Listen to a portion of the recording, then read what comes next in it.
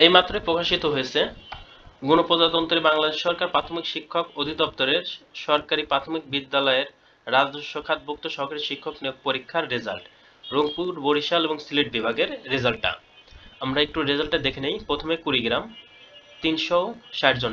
আরেকটা কথা বলে রাখি, যারা নিজেদের রেজাল্ট দেখতে চান তারা এই ভিডিওর ডিসক্রিপশন বক্সে এই লিঙ্কটা দেওয়া আছে, পুরো পিডিএফটা দেওয়া আছে, আপনারা ওখানে ক্লিক করে দেখে নেবেন। কুড়িগ্রাম জেলার ৩৬০ জন,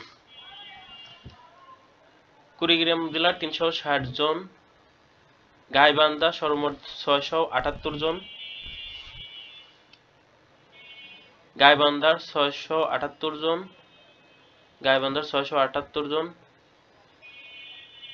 ঝালকাঠির ৫১৩ জন, ঝালকাঠি, ঝালকাঠি। এক কথা পুরো ভিডিও মানে আপনারা যদি রেজাল্টটা দেখতে চান তাহলে ডিসক্রিপশন বক্সে এই লিঙ্কটা দেওয়া আছে, আপনারা লিঙ্কটা থেকে এই পিডিএফটা দেখে নিতে পারেন। টোটাল সর্বশেষ হলো হবিগঞ্জ জেলা। মোটামুটি যারা ভালো পরীক্ষা দিচ্ছেন তারাই টিকছেন, যাদের পরীক্ষা মোটামুটি হয়েছে তারা আসলেই টেকেননি। তা আপনারা একটু দয়া করে দেখে নিন।